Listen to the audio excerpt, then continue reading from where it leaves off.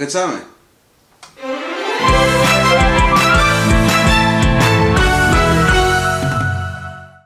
Feri, čau. Ahoj. Je september, schôdze. Tešíme sa. Tešíme sa, všetci sa tešíme. Koľko máš schôdzi pred sebou ešte? Fú, nemám to spočítané. Dúfam, že taký normálny počet. Ako celá firma ešte veľa, už máme pol sezóny za sebou schôdzovací, čiže jarnú. V lete sa moc neschôdzuje, takže ešte druhá polka sezóny je pred nami. Čo ty ako šéf firmy, chodíš na všetky schôdze? Nie, už nie. Boli časy. Prečo? To by si mal, neviem. Si ťa ľudia platia. Áno, to je pravda, nie len mňa, nás no, platia, ale tak samozrejme ono sa to rozlišuje.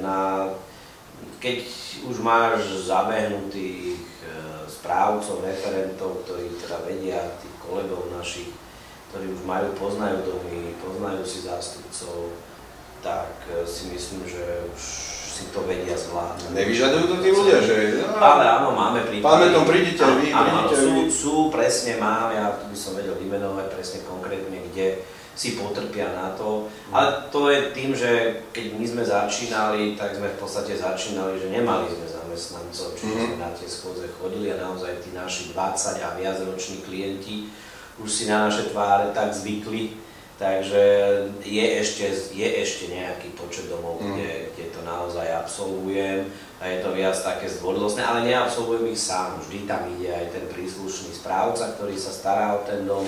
Však dobre, ale vieš, správca má 20 domov, 25 domov, to je teraz jedno. Jasné. Keď si zoberieme, koľko je pracovných týždňov v roku, odmyslíme si nejaké leto, sviatky, všetko, tak čo koľko urobíš? 40 schôdzí? No tak dobre, ten, kto má 20, 25 domov, 30 domov, to už je akože dosť, ale keď budíš, no tak ten má jednu do týždňa.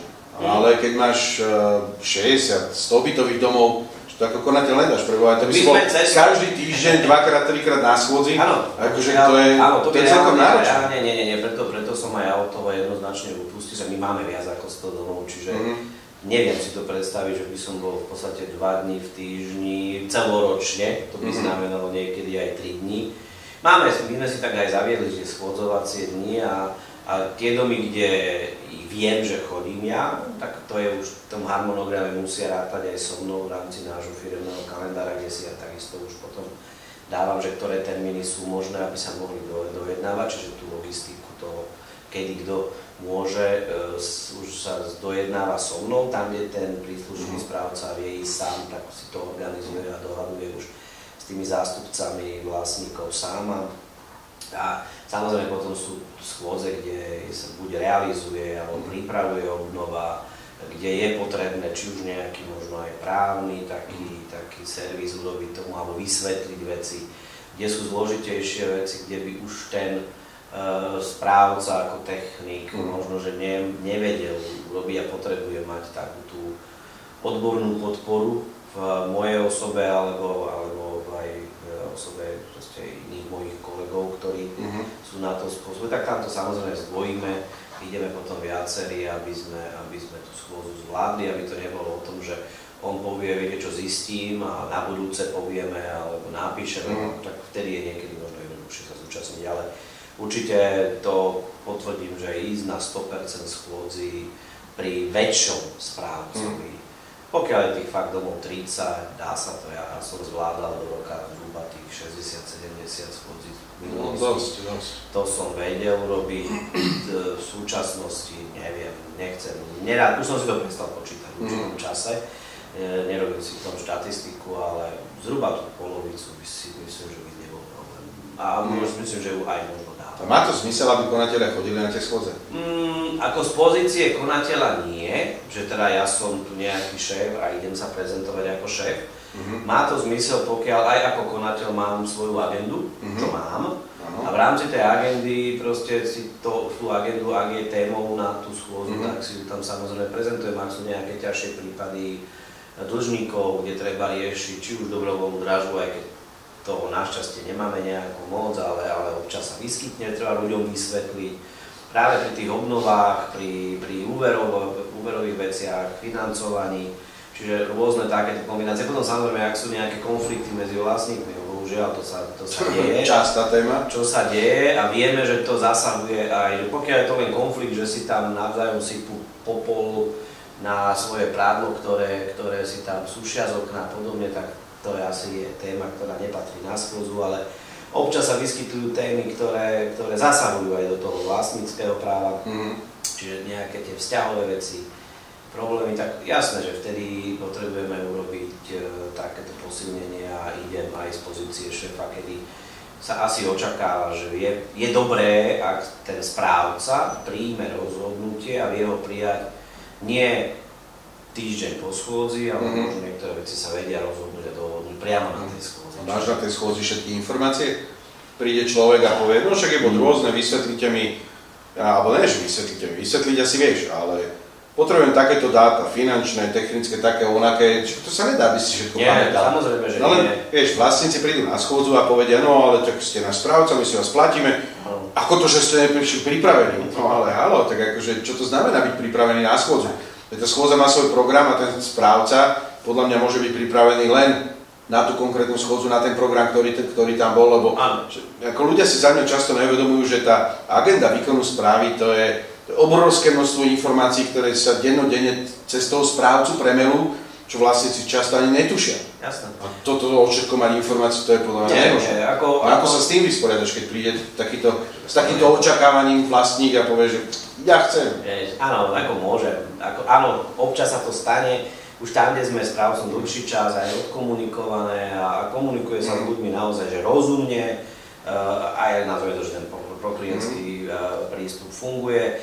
Ľudia sú naučení, že pokiaľ nesú požiadavku a nevieme ju, tak im povieme OK, buď vám to dodatočne priložíme k zápisnici ako informáciu pre všetkých, pokiaľ to je informácia pre vás ako jednotlivca, vieme sa dohodnúť po schôdzi, akým spôsobom poskytneme. To je rovnako, ako keď niekto príde, alebo boli odozvy v minulosti, už dnes sa to stáva menej, ale tiež to bývalo, že majme schôdzu až po vyúčtovaní, aby sa mohlo vysvetliť vyúčtovanie. A hovoríme ľuďom, ale ja vám to vyúčtovanie tu na schôdzi viem vysvetliť v globále, aké sú nejaké tie postupy, ale nie je vám každému jednotlivcovi poskytnúť informáciu k vášmu vyúčtovaniu, pretože potrebujeme vidieť podklady. Vaše správanie počas toho predchádzajúceho roka, aké bolo platobná disciplína, spotreby a podobne a možno históriu, že ako sa to celé vyvíjalo. Čiže áno, v minulosti toto boli ako požiadavky, že my chceme schôdzu až po vyúčtovaní, aby sme sa mohli o tom rozprávať. Prax priniesla už vtedy, a dnes týmto iba zopakujem, že proste urobím vám schôdzu po vyúčtovaní, áno, však máme aj po vyúčtovaní, lebo však v rámci toho talónu schôdzi nemôže schôdzovať iba pred, takže vychádzajú niektorí, ktorí sú v tom harmonograme aj po vyúčtovaní, ale nikdy sa na tú tému samotného vyúčtovania do hĺbky nerozvíjame, pretože naozaj tie informácie, pokiaľ tam príde ten technik, správca technik, ktorý sa stará ako manažer o dom, tak ten dokonca tie ekonomické veci ani nevie, ani nevie postupnosti toho rozúčtovania, tam by musela byť práve tá ekonomka, ktorá toto spracováva a tá tam zase bude z hodiny a pol, možno 10 minút, možno 2 minúty poskytne informácie a zvyšok času tam bude stáť. No alebo tam bude 10 hodín, lebo každý má nejakú otázku na to svoje. Toto sa proste zaviedlo, naši klienti to vedia, keď máš vyúčtovanie, samozrejme základný inštitút, bežná reklamácia, pokiaľ chcete informáciu, zavolajte, napíšte, prídite, ale individuálne. Nevieme poskytovať v rámci schôdze komplexný servis, pretože by to bolo zase iba filozofovanie. Ja to môžem filozofovanie. Čiže ak pragnú otázky typu filozofickej úvahy, že ako by sme mohli, tak OK, z praxe vieme povedať, tam sme robili tak, tam sme robili tak, tam sme robili tak, ale nevieme sa baviť o konkrétnych číslach, o konkrétnych názvoch, o konkrétnych realizáciách. Čiže ale to je o tom, že pokiaľ ten vlastník alebo tí vlastníci tú informáciu dostanú, že takto vám to vieme poskytnúť následne a oni sú spokojní, ak ju naozaj dostanú, tak už na budúce to takto ani nie je potrebné absolvovať. Samozrejme potom sú také tie ešte chronické slúbky, ktoré už len z princípu si potrebujú niekde rýpnúť, kopnúť, šťuchnúť. ale tam už, keď to je dom, ktorý je dlho správe, tam už aj samotní vlastníci veľakrát pracujú. Že toto nech si rieši individuálne. Ja by som im dal ináč protinávrh, vieš? Že keď to chcete mať po vyúčtovaní, tak sa dohodneme, že budeme to mať ale pred koncom pracovnej doby. Dobre, vidíš? Vieš, protinávrh, tak stretneme sa cez obed. To ma nikdy nenapadlo. Počujem, veď tí ľudia, však si zober, že ty ako správca, ti začne o 10:30 obedová prestávka do 12:30. A to je obdobie, kedy ti najviac ľudí volá. A vieš prečo? Lebo majú čas. Lebo majú obedovú prestávku a tak si myslím, že ti môže volať. Tak keď ti môžu volať, tak môžu prísť aj na schôdzu. Však si zober, že tí ľudia si dokážu zobrať pol dňa dovolenky, lebo si ide vybaviť lekára, medzi tým neviem ešte koho, nechty a neviem čo. A proste príde si ešte aj k správcovi po potvrdenie, lebo potrebujeme k domu. Ale kvôli schôdzi si tú dovolenku nezoberú. A tak, tiež mi príde také, že tí ľudia by mohli veci zober, že už len keď ideme dodržiavať zákonník práce, tak si zober od rána, od 8 si v práci, väčšina ľudí od 7. Ale dobre, od 8, áno. Máš polhodinovú prestávku na obed, či 16:30 ti padla. Teraz o 18. máš schôdzu, čo urobíš? Domov sa ti neoplatí, čiže si v robote. Na svoj voľný čas. Na svoj voľný čas. Zamestnanca sa treba platiť, lebo je v robote. Áno, jasné. O 6. začína schôdza. Tam sa pol hodinu niečo rieši, potom sa platí prázdna sláma. Málo je schôdzi, ktoré trvajú dlho a naozaj sú, že o čom? Jasné. No teraz o 9. skončí. Koľko bol v robote?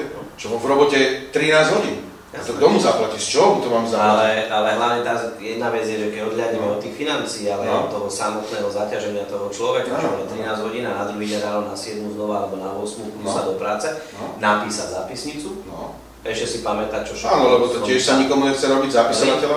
Samozrejme, akože my sme si vymysleli to, že tie zápisnice, keď máme témy, ktoré sú v programe a sa teda bavíme, tak samozrejme, že už sme skôr zaviedli, že ten technik, alebo teda ten manažer, aby sme boli tak korektné, lebo technik nie je úplne výstižné, si tú zápisnicu predpripraví, čiže on de facto tou predprípravou nemá to na listočkoch, všetko, čo potrebuje prečítať, ale má to ako keby v texte zápisnice. Počkaj, na akých listočkoch?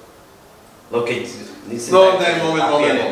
Naše občianske združenie, priatelia, vyrobilo pre všetkých našich členov krásne trhacie bloky s poznámkami ku schôdzi a tu pán konateľ povedal, že to majú na bločkoch. No my to nemáme na bločkoch, my to máme práve to, čo som tým chcel povedať, že nemajú to na listočkoch, ale majú to urobené v príprave zápisnice, to znamená, že ten príslušný referent, ktorý na tú schôdzu ide, musí mať ako keby predpripravenú už zápisnicu, mostru toho, čiže to, čo on číta a to, čo on si pripravuje na schôdzu, tam má nachystané a samozrejme má tam potom priestor, kde si dopisuje buď rozhodnutia, ako sa vlastníci rozhodli, alebo si tam dopisuje ešte nejaké návrhy a samozrejme tie pekné tlačiva, trhacie sú použiteľné pre bod rôzne.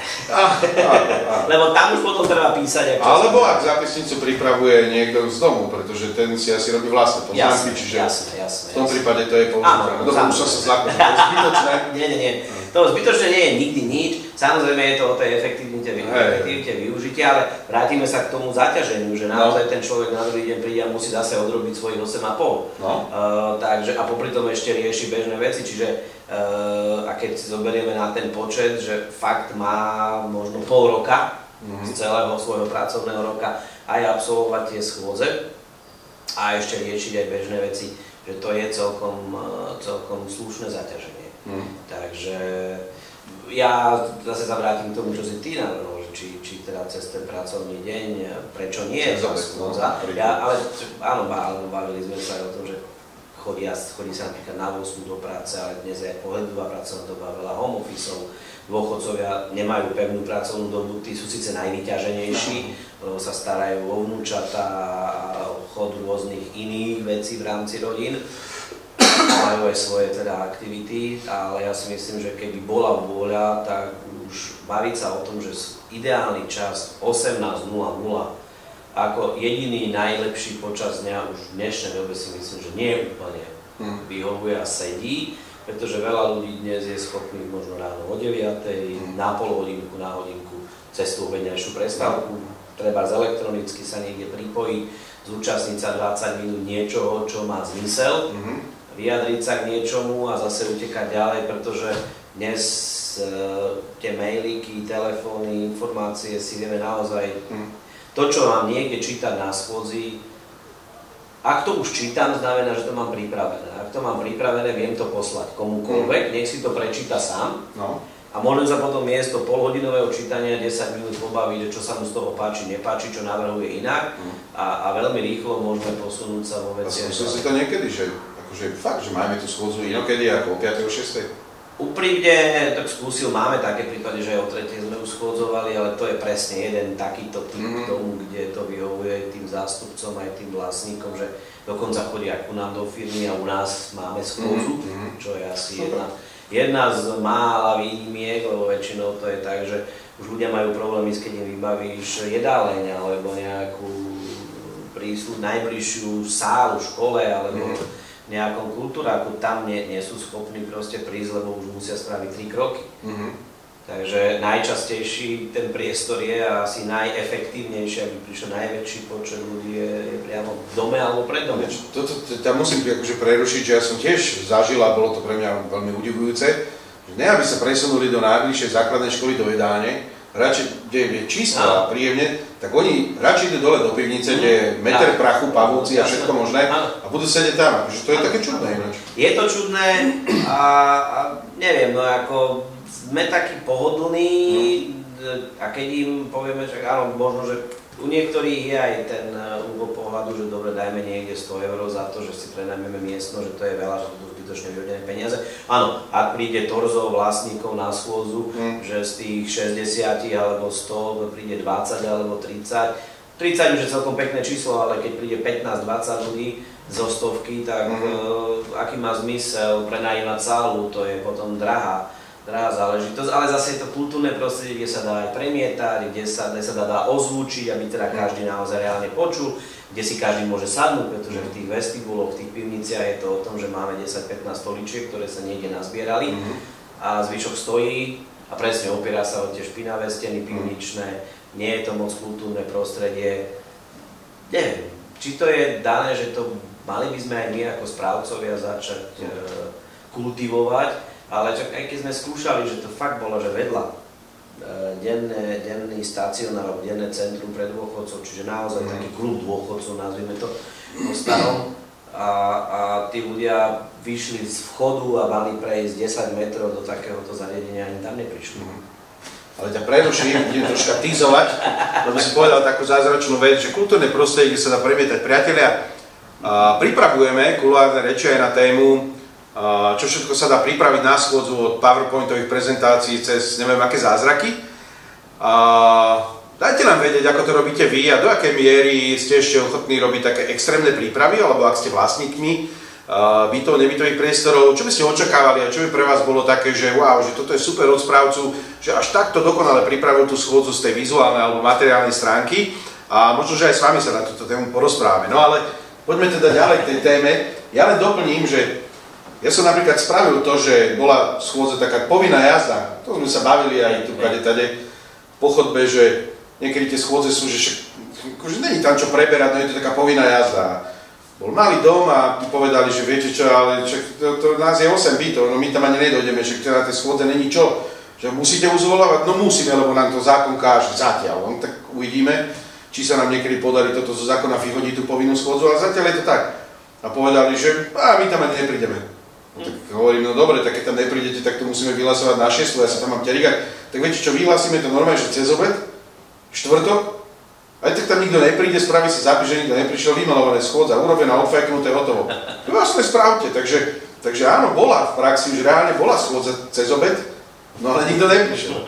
Tak teraz neviem, že či to je absurdum, ale... Dobre, keď teraz zase do toho zasiahnem na teba ako na právnika, dá sa to chápať a dať tú fajku, že splnil som si povinnosť, schôdza bola, keď nikto sa jej nezúčastnil? Bola tá schôdza? Ale v zákone predsa nie je napísané, áno, že musí sa na schôdzi, ktorá je najmenej jedenkrát ročne zúčastniť najmenej jeden vlastník. Áno, to je pravda. Ale napísané, že správca musí zvolať, čiže správca ju zvolá. Dokonca, akože, nechcem byť absurdný, ale tak ono to tak u niektorých správcov bežne beží, že správca musí zvolať tú schôdzu, ale on vlastne jemu zákon neprikazuje na tú schôdzu. Tak vôbec prísť, áno. Aj s týmto som sa ja už Čiže on keď odovzdá prostredníctvom zástupcu vlastníkov, lebo toto je dlhá debata, ale v zásade vieš, zástupca vlastníkov má tlmočiť činnosť správcu vlastníkom a pokiaľ to nie je téma, kde správca vlastníkov vyslovene naštval a potrebuje proste naozaj sa tam nejako obhajiť alebo niečo, veď on keď zástupcovi materiály a ten v rámci tých bodov programu tie materiály odprezentuje tým vlastníkom,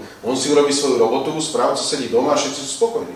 Až na to, že v realite to tak nefunguje, lebo všetci začnú frflať, prečo tam nie je správca. Jasne. Ale je veľa správcov, ktorí nechodia na schôdze a ľudia to akceptujú. Proste áno, funkčný. Zvolal som, my si to celé zmanéžujeme. Vieš, lebo zákon aj zároveň hovorí, že vlastníci sú povinní doručiť zápisnicu zo schôdze. A je tam stále, síce dobre, je to v prípade, že si ju zvolajú vlastníci a teda niečo tam o správcu rozhodujú, ale že musia mu doručiť aj pozvánku, aj zápisnicu, ak obsahuje veci, ktoré zaväzujú správcu na niečo ďalšie, dávajú nejaké úlohy. No tak podľa mňa aj toto, keď si vykladám, tak si poviem, tak asi zákonodárca predpokladá, že tí správcia nebudú chodiť na schôdze. Akurát v realite, ja neviem, skúsil si niekedy, že by nikto nešiel na schôdzu, to ten dom je asi rovno na odchode. Nie, ako robili sme, a možno sa to stalo, ale to sú naozaj že jednotlivé prípady, kedy sme sa dohodli, že potrebovali si prerokovať vlastníci niečo. Áno, sami. A netýkalo sa to výpovede? Nie, vôbec sa netýkalo výpovede. No tak pokiaľ by mala hroziť výpoveď, tak asi, a mám záujem o ten dom, tak asi robím všetko preto, aby som sa s tými vlastníkmi na tej schôdzi stretol a asi všetky tie turbulencie, ktoré kvôli tomu vznikajú, asi vydiskutoval a pokiaľ by už teda nebola iná cesta, tak asi je dobré hneď si dohodnúť nejaké tie pravidlá aj na ukončenie.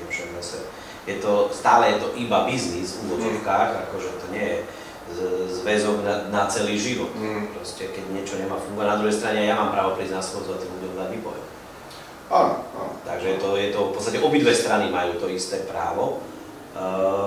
Ale to, že či teda sme organizovali schôdzu a nezúčastnili, áno, stalo sa, ale to bolo presne o tom, že tí vlastníci už sme niečo rozpracovali, už sme mali nejaký rámec, každý sme mali určené úlohy, my sme si svoje ako správca robili a tí vlastníci proste povedali, že potrebujeme sa ešte poradiť, a teraz si vymyslím, lebo nenapadá na ten konkrétny prípad, že rozhodujú o tom, že aká bude farba fasády. No tak tomu správcu nepotrebujú doslova. Takže bol tam takýto bod programu, kde sa oni stretli, proste prerokovali si, vyhádali sa v úvodzovkách medzi sebou a poslali zápis, kde proste urobili záver, ktorý už potom pre nás bol na to, aby sme mohli pokračovať v nejakej nečinnosti, ale nesúviselo to s nejakými právami, povinnosťami alebo porušovaním zmluvy so správcom. Bolo to naozaj čisto praktické riešenie nejakej veci, ktorá už bola z hľadiska zákona odsúhlasená, to znamená, že nepotrebovali sme kvóra nadpolovičnú väčšinu, nepotrebovali sme financovanie na 2/3. Proste išlo len o to, že si chceli dohodnúť nejaké detaily. Čiže nenapadne nám naznačuje, že si dobrý správca, domy ti neodchádzajú, a nebojíš sa nehať skupinu vlastníkov pokope, nech si rozhodujú, o čom chcú, proste necítiš riziko. Tak ako... Troška som si rýpol. Jasné, nerýpol si si, ale nahral si mi malinko na svet, že ja som ten zástanca toho, ako toho prístupu, že v princípe vlastníci by mali mať právo a možnosť sa kedykoľvek stretnúť a si takéto stretnutie zvolať. To je presne naväzuje na to, že by správca nemal mať povinnosť aspoň raz ročne, veď nech vlastníci majú právo kedykoľvek si zvolať čokoľvek. A jediná štandardizovaná zákonom regulovaná forma by mala byť viazaná iba k príjmaniu rozhodnutí. To znamená, schôdzovať môžeme 100-krát do roka, 100-krát sa tam môžu pohádať, ale treba z tých 100-krát schôdzovaní vyjde 1-2 hlasovania, ktoré by napríklad mohli byť písomné a elektronické v kombinácii a tým pádom na schôdzach by sa vôbec napríklad nemuseli prijímať rozhodnutia, ktoré definuje priamo zákon. A presne toto som sa tak chcel opýtať, že či si vieš predstaviť situáciu, že na schôdzach by sa iba diskutovalo, ale všetky rozhodnutia by sa prijímali len v písomných hlasoch? Dokonca viem ešte povedať to, že by sa na schôdzach mohli prijímať rozhodnutia, ktoré spadajú do kategórie prostá väčšina zúčastných. Pretože to sú väčšinou ad hoc, zvolíme si nového zástupcu, jasne, ale chceme mu dať odmenu 1000 eur, tak to už musí nadpolovičná väčšina všetkých. Toto už nech je do štandardného hlasovania, písomného, s tým, že týmto by sa aj ako keby vylúčili tie formy takého toho, že tajného hlasovania alebo anonymného hlasovania, pretože pri písomnom hlasovaní je jasné, kto hlasoval, ako hlasoval a tým pádom aj pre zase naplnenie tej nezákonného práva, že prehlasovaný vlastník môže vzniesť na súd proste námietku, tak vieme zadefinovať, kto je prehlasovaný vlastník. V prípade schôdze, kde dvíha 40 ľudí ruku, z toho 30 sú za a 10 sú proti, a ak ten, kto to hlasovanie organizuje alebo teda ho realizuje, nezapíše mena tých, ktorých 10, ktorí boli proti, z prezenčnej listiny nikto z nás nevie. No jasné, samozrejme. Kto je tým prehlasovaný. Čiže veľa vecí, ktoré ten zákon dnes možno tak nechtiac nerieši a môžu byť potenciálnym problémom, by sa odstránil. Proste... To je ináč veľmi zaujímavý názor. Priatelia, ja sa opýtam aj vás, alebo požiadam vás, napíšte nám do komentárov na sociálnych sieťach, alebo nám napíšte do mailu, že čo si vy o tom myslíte? Či si myslíte, že by to bolo akceptovateľné pre komunitu, ale teraz nielen správcov, ale aj vlastníkov? V podstate na tej schôdzi prejednávať len elementárne veci, také naozaj tie najzákladnejšie, a všetko ostatné riešiť písomnými hlasovaniami. Lebo ono to v konečnom dôsledku zákon dneska nezakazuje. Čiže my si to vieme takto robiť, ale zaujíma ma váš názor. Čo si o tom naozaj myslíte? A ja z toho skúsim urobiť nejakú rešerš, prípadne sa k tejto téme ešte vrátime.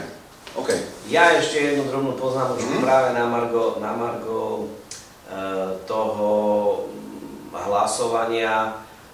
Ešte by som povedal, že to písomné hlasovanie, tak ako si správne, že my ho môžeme, aj tie schôdze môžeme dnes takýmto štýlom organizovať.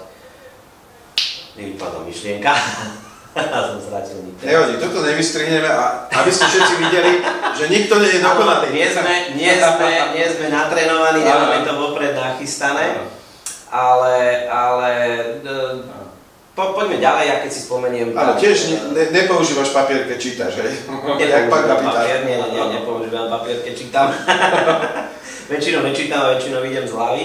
A toto je naozaj dôkaz toho, že tu debatujeme, že tak ako myšlienka príde, tak ju rozvinieme, a keď príde ďalšia, tak ju rozvinieme, a keď nejaká utečie, tak môžeme chcieť rozvíjať neviem čo. Tak o tom sú presne kuloárne reči, v tých kuloároch je to proste... Jasné.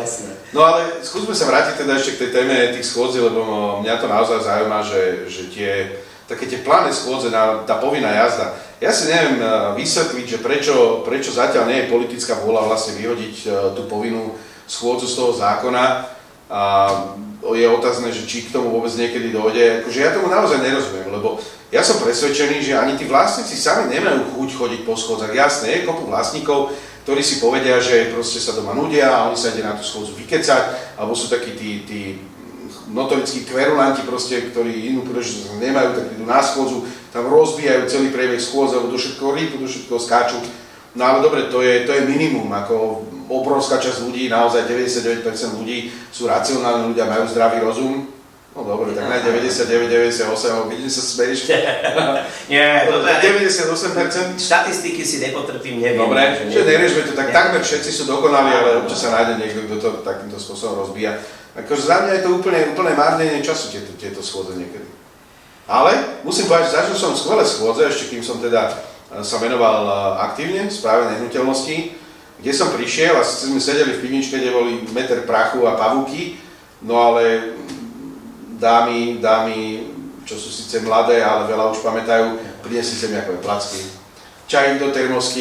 To bola radosť schôdzovať. Čiže je to fajn, ale aj toto, keby som mal 3-krát do týždňa, sa mi to preje, ako sa hovorí, že neviem, čo s týmito jalovými schôdzami. Alebo si na to príliš zvykne, že na každú ďalšiu schôdzu bude očakávať, že to bude všade už ako štandard. Bohužiaľ nie všade ten štandard. To by som sa aj dočkal. To asi nie. Ale čo s tými jalovými schôdzami?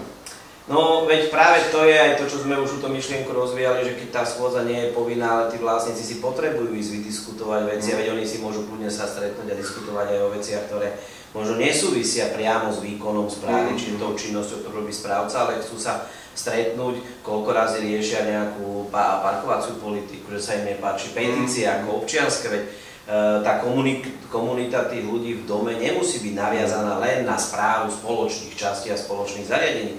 Môže to presne vyvolávať tu. Prečo by si nemohli, máme aj my zo pár prípadov, aj keď to je skôr výnimka ako pravidlo, presne, ak si ty hovoril, že na schôdzu, tak že si robia vianočný večer po vestibule, že si doma postavia stromček. Petržalke som zažil máj. No, ja to tiež Petržalke majú vianočnú kapustnicu. Príde tam nie samozrejme celý dom, ale ako tá komunita tých susedov, ktorí proste fungujú, že sa majú radi a že sa poznajú a chcú to spoločenstvo udržiavať takto, tak prečo by to nemohlo byť a prečo by to nemohlo byť aj na takejto, nazvime to, že schôdzi alebo čomkoľvek podobnom. Ináč tomuto musím niečo povedať, musím taký teaser. Je to milé. Jasné, to je ináč perfektná vec. A obraz aj nás už ako správcu pozvali. A k tomuto musím spraviť malý teaser. Priatelia, idem pochváliť Peťa Klobučníka z bytového družstva Nové zámky. Neuveríte, ale toto družstvo má takú tú pivnú súpravu, to je takéto nasedenie kompletne, má stan, má kotlík a oni to normálne bezplatne svojim klientom zapožičiavajú na nejaké kvázi domové akcie. Akože mne to príde úplne úžasné, pretože tú komunitu to stmeluje a podľa mňa je to taká vec, ktorú by správca nemusel urobiť, ale proste tým, že do toho dáva srdce do tej práce, čo si častokrát neuvedomujú tí vlastníci, ale dávajú tí správcovia srdce do tej práce, tak aj toto je taká forma, ako dokážu urobiť niečo naviac pre tých ľudí. Ak robíte aj vy niečo také, dajte nám vedieť, pretože za mňa je toto veľmi... Je to veľmi dôležitá vec preto, aby tá komunita fungovala ako komunita a nie ako dve misky váh, ktoré sa navzájom snažia jedna druhú proste vyklopiť z tých váh. Takže za mňa super, dajte nám vedieť. Sa smeješ, ale predstav si, že... to je krásne, že sa to páči. Za mňa je to super. Neviem si to predstaviť, že ako správca by som chodil pred Vianocami na všetky vianočné večierky mojich klientov. No počkaj, ale myslím si, že ani Peťo tam nechodí, že on to len požičia, ale nechodí tam, aj keď zase tak by sa čapovalo možno dobre pivko. Na druhej strane zase tomu pôjdem a tomu nepôjdem a tí sa urazia, lebo sa poznajú vedľajší dom, no neviem. Ináč, toto je nevďačnosť práce správcu, že ty tak ako nedokážeš byť na každej schôdzi, tak keby tam nebolo jedlo a pivo zadarmo, aj tak by si tam nemohol chodiť, lebo s teba nebol alkohol. Áno. Nemôžeš predsa každý večer piť zo slušnosti pohár piva zo susedky, to sa proste nedá. No, to je tiež taká veľmi zaujímavá myšlienka. Ale mne sa páči práve to, že z tých schôdzí na jednej strane veľakrát je potrebné vyriešiť vážne veci a treba ich tam aj prerokovať. A vtedy tá schôdza by mala mať nejakú vážnosť a mala by mať aj to kultúrne prostredie, čiže možno práve tu jedáleň alebo nejaký kultúrák alebo nejakú zasadačku, čokoľvek, manil by sa teda naozaj tí ľudia mohli porozprávať. Ale potom je veľa tých schôdzí, kde by práve prišlo vhod na to utuženie tej komunity, kde prečo by tí susedia, veď my nefungujeme, akože odnaučili sme sa, každý buchneme dverami a nestaráme sa, prečo však žijeme v jednej komunite, v jednom baraku, máme nejaké spoločné starosti, že raz za ten rok, keď už teda je to povinné zatiaľ, si ten čas príjemniť naozaj s tým, že ešte sa mi málo kedy, a to je fakt výnimka, že my napríklad skončíme tú povinnú jazdu a že by tí ľudia zostali, že zostaneme teraz za chvíľku si tu pokecáme alebo niečo podobné. To proste, to ešte ani nestihnem povedať, ďakujem za účasť, dovidenia a už je polovička, že takže, ale to je utopia, jasné. To je skôr také zbožné prianie, alebo také, že prečo by sme nemohli vniesť aj do toho schôdzovania, do toho stretávania trošku také ľahkosť. Ešte mne sa zdá, to už zase zabrdáme do filozofickej roviny, ale mne sa zdá, že tým ľuďom začína ako keby chýbať taká tá ľudskosť, taká tá človečina v sebe, že proste tí ľudia už sú tak možno frustrovaní so životom a za to nemôžu ani správcovia, ani tie problémy na domov. Sú tak frustrovaní, že oni sa nedokážu odosobniť a vlastne čokoľvek ich vytáča. Ja ich niekedy aj chápem, len teda bohužiaľ, vieš, no toto je práca s ľuďmi, tá správa nehnuteľnosti a to je najťažšia práca. OK, možno mať niekto iný názor, ale tí, ktorí to robia, povedia, že toto je suverene jedna z tých najťažších prác, tá práca s ľuďmi. Ja to poviem inak, každá práca je ťažká, keď sa robí poctivo. Aj tá upratovačka, aj ten vrátnik, pokiaľ to robí s plným násadením, tak tiež príde domov unavený, aj keď si niekto povie, že sedel celý deň niekde na stoličke. Tak ale čo je horšie, keď máš svalovicu z lopaty 2 dní, alebo 2 hodiny infarktové stavy po schôdzi, vieš si povieš, OK, no však mám infarktové stavy po schôdzi, lebo ma tam niekto naštval a neviem čo, však to je 2 hodiny, to prejde. Ale telo ti to raz vráti, vieš, na svalovicu sa neumiera, ale na ten infarkt aj áno, čiže vieš, to je také veľmi také nejednoznačné, že čo je ťažšie a mentálna záťaž, ak to vidíme celospoločensky, že proste ľudia, pokiaľ sú frustrovaní a sú nešťastní, nie sú nešťastní z toho fyzičná, ale z toho, čo sa deje proste v tých hlavách. Takže... Tak ja si vážim aj fyzickú prácu, konec koncov sám sa aj vedujem, že som vaštými záhradkami, myslím, že ty tiež. Ideálne, jasné, ideálne je to kombinovať, že áno, ja tiež celý týždeň proste robím to, čo robím, čiže slúžime ľuďom a na víkend utekám si proste urobiť mozole. Tak. Aby sme si niekde, a fakt si pri tom oddychnem, proste vyčistiť tú hlavu a niekde to, treba to kompenzovať. No, je to dobré, keď sa to zladí, ale nie vždy sa to dá zladiť, takže je to, ale nebudeme sa sťažovať, sme to na to, aby sme trošku povzbudili. Ja mám ešte jednu takú rýpavú otázku na teba, že je nejaký recept, ako sa mentálne pripraviť na ten maratón schôdzi, ktorý ťa teraz do konca roka čaká, ale nele teba všetkých správcov. Ešte neviem, čo sa dá. Nemal som žiadne rituály, nikdy som ich nerobil, že by som sa nejako pripravoval. Čiže nehoduješ voodoo, hej? Že máš vo firme 2 skrinky, jedna s kľúčami od bytových domov, druhá s voodoo babínkami zástupcov, hej? A proste, zajtra je schôdza s tebou, hej? Také to nemáme. Neviem, či by som mal potom dostatok veľa priestoru, aby som všetky tie voodoo babíky napíchal, ale nie. Nikdy to nebolo v nejakej rovine. Ono je to o takom... Fakt je, že po tej ťažkej schôdzi alebo takej psychicky náročnej schôdzi je ťažko zaspať.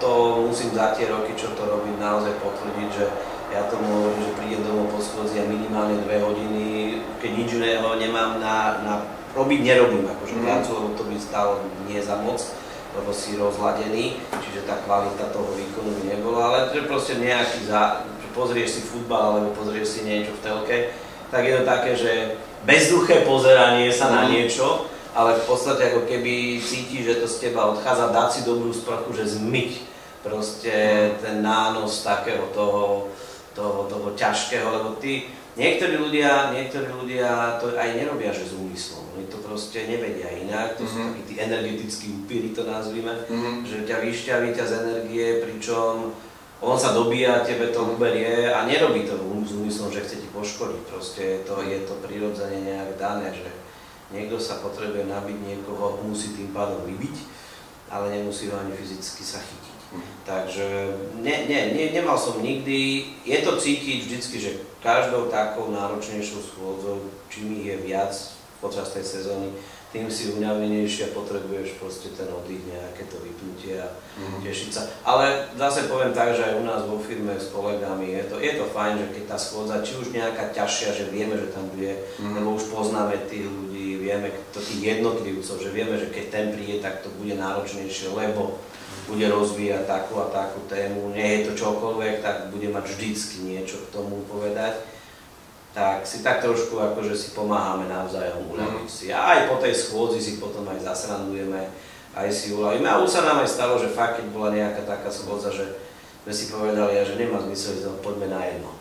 Že sme odstavili auto, išli sme na to jedno, dali sme si ho pol hodinku, vypili sme a išli sme proste. A už sa to tak akože spadne to z teba. Takže to sú také, ale to každý z nás má nejakú formu, ako utiec pred tou psychickou ťažobou. Áno, toto sa mi tiež párkrát stalo, lebo však ja v rámci poradenstva nášho združenia chodievam občas na schôdze robiť takého buď kvázi mediátora, alebo skôr takého odborného poradcu, alebo sa mi často stane, že tí ľudia sú nejakí rozhadaní a povedia, viete čo, pán Štora, a môžete aj viesť tú schôdzu, my si vás odsúhlasíme, tak aby ste to dal tak zmanéžoval, že nech to nie je akože hádka, nech sa niekam dostaneme. A oni tiež potom väčšinou povedia, to je jedno, v zásade obidve strany, lebo však vždy je to tak, že jedna výhra, jedna prehra, niekto niečo chce, dosiahne, nedosiahne, či druhá je spokojná, nespokojná. A tiež povedia, tak poďme na kofolu alebo na pivo, no len čo keď ja bývam hodinu od Bratislavy autom na Záhore, tak ja mám útrum. A keď idem úplne do Bratislavy, že idelo, už som bol aj na východe Slovenska, som bol na schôdzi, No tak tam už toho tiež moc nevyrobím, aj keď... Tak na tom východe môžeš ísť na hotel. Tam môžem ísť na hotel, no veď jasné, ale zase musím povedať, že mám na východe obrovské množstvo kamarátov, lebo východňari sú skvelí ľudia, alebo všetci Slováci sú skvelí ľudia, ale každá časť toho Slovenska má svoje špecifika a na tom východe je úžasne a tam proste... Tam sa nedá zostať s niekým po schôdzi, lebo už ma tam čaká kopu kamarátov z branže, upozorňujem, s ktorými na to pivko rád vždy skočím. No dobre, tak nás čakajú schôdze, pripravení sme, recepty bohvie, aké zázračné nemáme, no ale ako každý rok to zase zvládneme, ne? Musíme. Poviem makať. Tak, ahoj. Majte sa, pekný deň, všetko dobré.